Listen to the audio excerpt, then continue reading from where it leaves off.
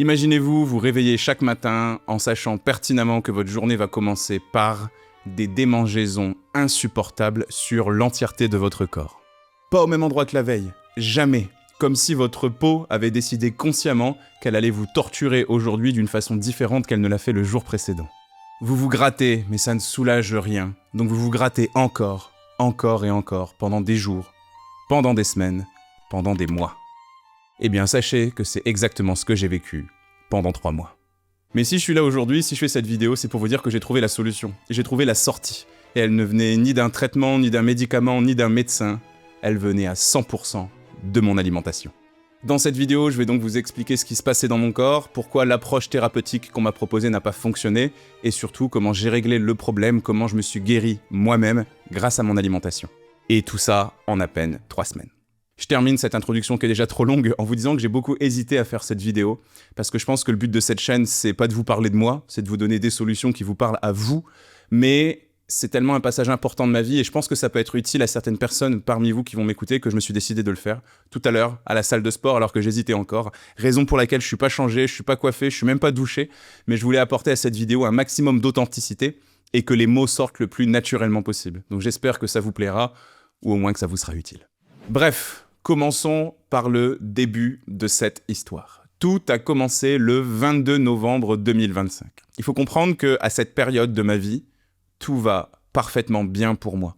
J'ai entendu une fois dans un podcast l'acteur Matthew McConaughey qui disait qu'on se dirige toujours vers le même objectif, parfois en rampant, parfois en marchant, parfois en courant. Sometimes you're running and the other one's walking.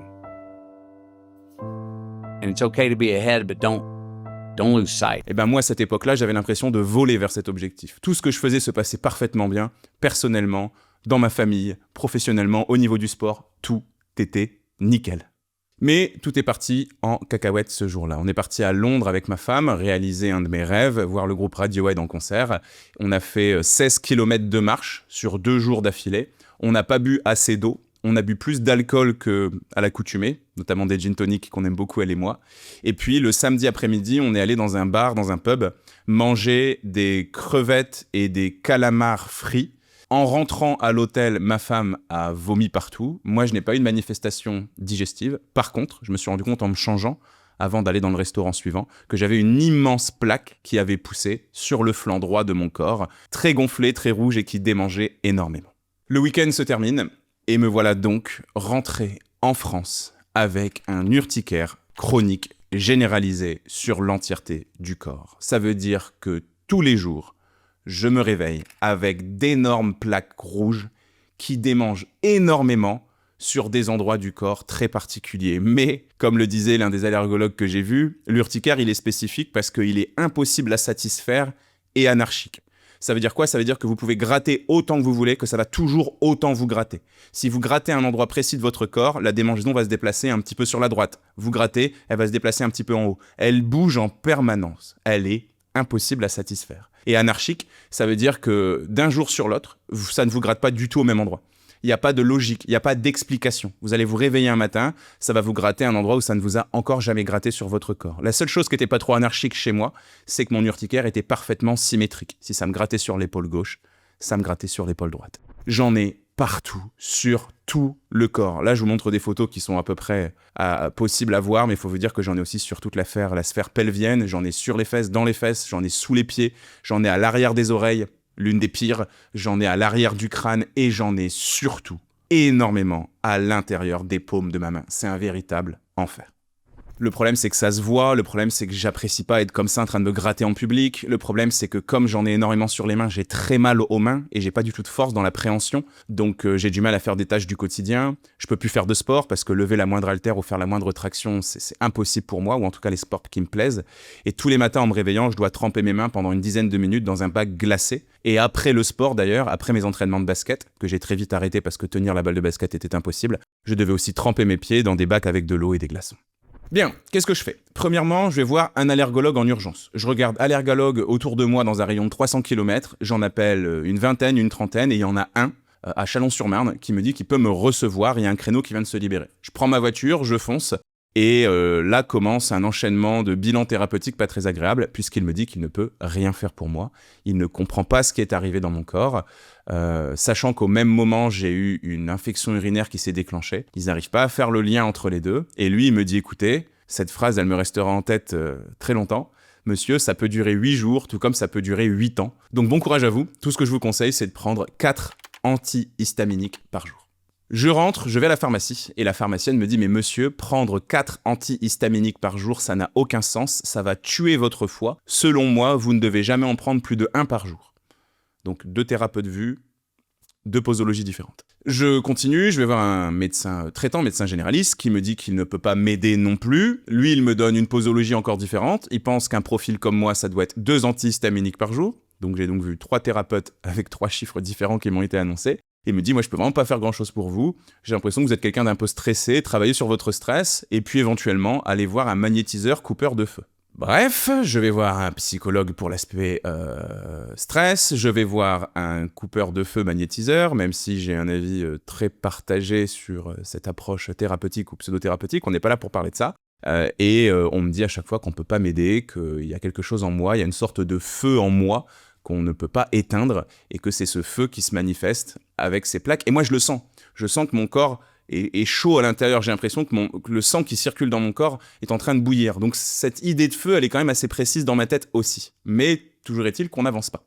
Je vais voir un autre allergologue qui me fait les petits tests des points, vous savez. Et la crevette et les acariens réagissent. Le problème, c'est que 30 secondes plus tard, tout a réagi. C'est-à-dire que tous les points que j'ai sur mon bras ont réagi et j'ai envie de me gratter de partout, donc je réagis à tout. Mais elle me dit, écoutez, vous pouvez être soulagé, on a trouvé la solution, vous êtes allergique aux crevettes et aux acariens. On va quand même faire une prise de sang pour confirmer. Et en termes d'antihistaminique, si j'étais vous, j'en prendrais 3. 4e thérapeute, l'un me dit un antihistaminique, l'autre 2, l'autre 3, l'autre 4. Bref, moi, dans tous les cas, je suis décidé à ne pas me gaver d'antihistaminique toute ma vie. Parce que ça me fait dormir énormément. Je fais des nuits de 11, 12, 13 heures, je suis épuisé à longueur de journée à cause de ça. On fait la prise de sang, et malheureusement, je ne suis pas allergique ni à la crevette ni aux acariens. Donc encore une fois, l'allergologue me dit « Je suis désolé, je peux rien faire pour vous. J'ai pas d'idée de ce qui est en train de vous arriver. Va falloir continuer les antihistaminiques et peut-être espérer qu'un jour ça se calme. » Je suis un peu désespéré, je suis très triste, et je me dis « Ça va pas se passer comme ça. Je vais pas subir ça toute ma vie, c'est impossible. Je vais me soigner moi-même. » Donc, je me pose dans le silence, dans le calme, et j'essaie d'écouter, de faire un peu le bilan des messages que mon corps m'envoie. Donc, ça me gratte partout, urticaire. Douleur lorsque j'urine, qui n'est pas une infection urinaire, qui est une prostatite, mais qui va se régler d'elle-même avec le temps. Je dors très mal, et je me rends compte d'autre chose, désolé, c'est pas très classe, mais l'odeur de ma transpiration a changé. J'ai une odeur de transpiration que je ne reconnais pas, j'ai l'impression que c'est pas la mienne, elle est très très forte, très acide. Et je sens cette chaleur, ce feu en moi. Le bilan, il est donc évident, mais je veux m'en assurer. Donc je retourne lire différents cours de l'époque de la fac, j'achète quelques bouquins que je lis, je parcours différentes études scientifiques, et pour moi c'est évident, je souffre d'inflammation chronique. J'ai été dans une période où, comme je vous disais, certes, je volais vers mes objectifs, mais j'étais très stressé, je travaillais beaucoup, j'étais toujours vraiment très très tendu, même si c'était un bonheur d'atteindre mes objectifs. Je me suis rendu compte que je me suis peut-être un petit peu oublié et que j'ai un peu trop tiré sur la corde. Et voilà ce qui s'est passé. Inflammation chronique généralisée. Le bilan est fait, je suis sûr de moi, il était temps d'en finir une bonne fois pour toutes avec cette inflammation et cette saloperie d'urticaire. Avant de terminer cette histoire et vous dire comment j'ai réglé le problème, je prends juste 10 secondes pour vous inviter à vous abonner à cette chaîne si ce n'est pas encore fait. C'est le meilleur moyen de soutenir mon travail si vous l'appréciez et surtout de ne pas rater les futures vidéos à venir. Merci. Bien, déjà pour commencer, l'inflammation c'est quoi? C'est quelque chose de complètement normal et utile pour notre corps. Vous mettez un coup de marteau sur le bout du doigt, il devient rouge, chaud, gonflé et douloureux. Ce sont les 4 signes de l'inflammation. Dans ce cas-là, que je viens de vous décrire, c'est une inflammation aiguë, courte dans le temps. Mais il existe une autre version de l'inflammation qui a lieu en permanence et qu'on appelle l'inflammation chronique, ou parfois aussi inflammation de bas grade chronique. Dans le premier cas, avec l'inflammation aiguë, c'est comme si on avait un immense feu de camp qu'on arrive à éteindre rapidement. Dans le second cas, avec l'inflammation chronique, c'est comme s'il restait toujours les petites braises de ce feu de camp. Il ne brûle pas très fort, mais il brûle en permanence. Le problème, c'est que l'inflammation, elle épuise le système immunitaire, donc notre système de défense. Donc quand on fait des allergies, c'est lui qui s'exprime, notamment. Et c'est ce qui s'est passé chez moi. Plutôt que d'avoir une réaction aiguë comme ma femme l'a eu avec ses crevettes qui étaient très étranges, et vomir et régler le problème, eh bien moi, ça s'est installé sur du long terme. J'ai finalement fait une réaction qui s'est installée dans le temps et qui s'est exprimée par une pseudo-infection urinaire, et donc ce fameux urticaire. L'urticaire n'était donc pas une réaction d'intolérance à l'aliment, mais le signe que mon système immunitaire et tout mon corps d'ailleurs étaient fragilisés par cette inflammation. Alors là, qu'est-ce que j'ai fait ? J'ai relu, comme je vous disais, beaucoup d'études scientifiques. Et je me suis rendu compte que, comme beaucoup de choses d'ailleurs, tous les êtres humains ne sont pas sensibles aux mêmes choses en matière d'inflammation. Mais moi, j'en avais marre. Moi, je voulais régler le problème le plus vite possible, j'en pouvais plus.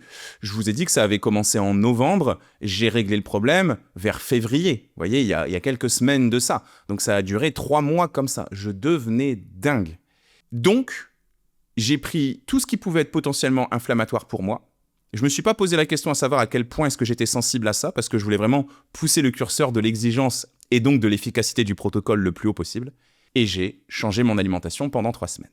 Premièrement, pas d'alcool. Pas une goutte d'alcool pendant 3 semaines. Deuxièmement, pas le moindre aliment transformé, quel qu'il soit. C'était pas très dur par moi, vous connaissez mon point de vue sur les aliments industriels, mais vraiment zéro. Que des aliments archi-naturels, archi-bruts que je transforme moi-même.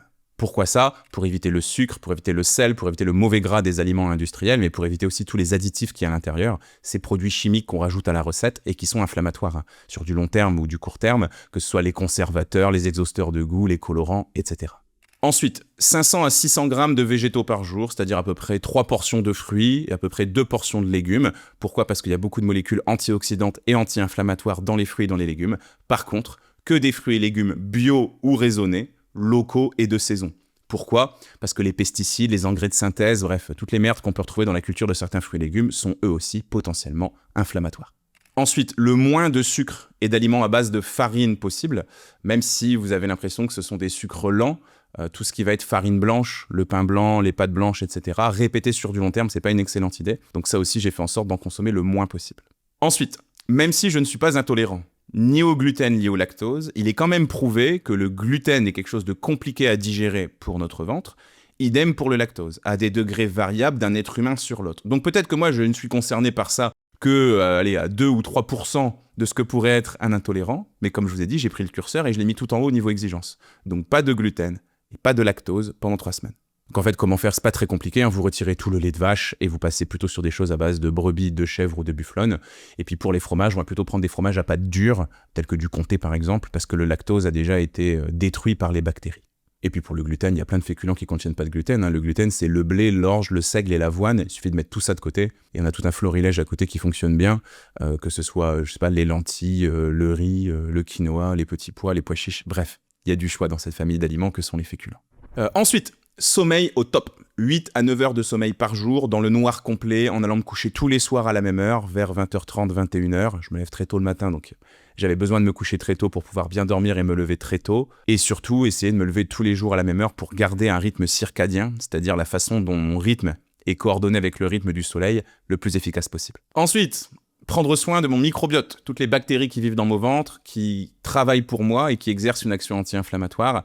Donc là, ce que j'ai fait, c'est que j'ai tout simplement fait en sorte de consommer des aliments fermentés, du fromage avec la croûte par exemple, des laitages fermentés tels que des skyrs ou des fromages blancs, du vinaigre tous les jours, aussi quelques petits pickles de légumes ou de la choucroute de temps en temps quand c'était possible. Et puis enfin, dernière chose, pas très compliqué pour moi, une alimentation absolument équilibrée. Bien évidemment, c'est mon métier, donc j'ai vraiment tout recalculé. Je me suis fait une ration absolument parfaite pour que les choses avancent bien. Et du coup, le bilan de tout ça, c'est qu'au bout de 3 semaines, je suis guéri. Je n'ai absolument plus le moindre problème d'urticaire. J'ai pas besoin de prendre d'antihistaminique, j'ai pas besoin de me battre contre moi-même. Ce feu intérieur que je ressentais, c'est terminé. Les douleurs dans la prostate, c'est terminé. Tout va beaucoup mieux. Et je vous cache pas que ça a été un soulagement assez important. En fait, c'est marrant parce que j'ai pas envie de vous mentir. Je vais être honnête avec vous, au bout de ces 3 semaines, j'avais oublié mon urticaire en fait. C'est-à-dire qu'au début, je me suis lancé dans ce protocole et je ne pensais qu'à ça pendant les 2 ou 3 premières journées pour me dire il faut absolument que je me sorte de cette merde quoi. Je vais pas pouvoir vivre comme ça à me gaver d'antihistaminique ou à me gratter partout comme si j'étais un lépreux. Mais en fait, ça a tellement été efficace, tellement rapidement que finalement au bout de 3 semaines, je me suis dit ah ben ouais, chouette, je suis guéri. Mais je suis pas capable de vous dire à quel jour précis de ces 3 semaines les choses se sont arrêtées. Ça s'est fait vraiment de façon progressive et super efficace. Et puis en plus, sans trop de contraintes, comme vous pouvez le voir, manger de la façon que je l'ai fait pendant 3 semaines, par rapport à la souffrance que je ressentais au quotidien, c'est quand même pas la mer à boire. Bref, le bilan de tout ça, c'est quoi? Premièrement, sans jamais aller à l'encontre de ce que les médecins vous disent. Jamais. C'est important de respecter la hiérarchie médicale. Même moi, je suis un professionnel de santé, je dois respecter l'avis de mes confrères et de mes consoeurs. Mais vous êtes votre premier médecin. Je ne le répéterai jamais assez.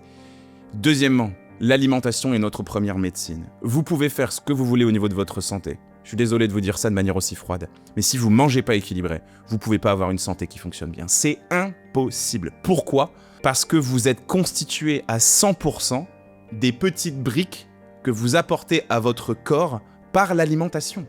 Peut-être que cette peau ici que je vois là était avant un morceau de poulet.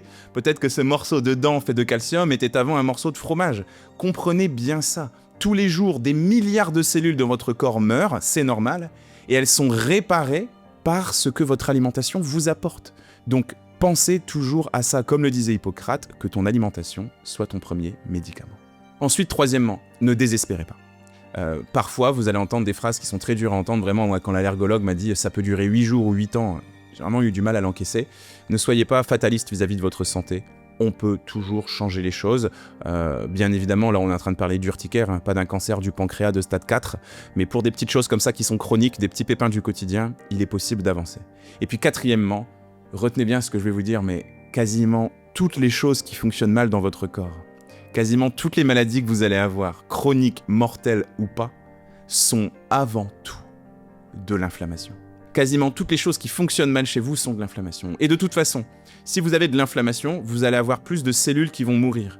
Et plus il y a de cellules qui meurent, plus il y a de cellules qui sont recréées. Et plus il y a de cellules qui sont recréées, plus le risque qu'une de ces cellules soit bizarre, donc cancéreuse, est importante. Donc que ce soit sur du court, du moyen ou du long terme, c'est l'inflammation qui flingue votre santé, en priorité. Et comment est-ce qu'on règle les problèmes d'inflammation ? Particulièrement en ayant une alimentation anti-inflammatoire. Donc attention, dans cette situation, j'ai pris le curseur de l'exigence et je l'ai poussé le plus haut possible parce que j'étais dans une situation de ras-le-bol, je n'en pouvais plus. Mais vous, ce que vous pouvez faire au quotidien, c'est juste d'avoir une alimentation anti-inflammatoire de façon générale, sans forcément vous dire que l'alcool c'est interdit, sans forcément vous interdire le gluten, les laitages, faire tout ce que j'ai fait, mais juste avoir des petits réflexes dans votre alimentation qui font que l'inflammation ne peut pas s'installer. Juste ça, et vous allez voir que vous allez vous sentir beaucoup mieux. Et en plus de ça, je me rends compte aujourd'hui que beaucoup de pertes de poids sont plus lentes, voire ne démarrent pas comme vous le souhaiteriez, parce que votre corps est entièrement inflammé aussi. Donc pensez à ça, et si vous vous demandez comment faire pour lutter contre l'inflammation, j'ai fait une vidéo sur le sujet que je vous remets juste ici. N'hésitez pas à aller voir ça. Moi je vous dis à très bientôt, pensez à vous abonner à la chaîne. Salut.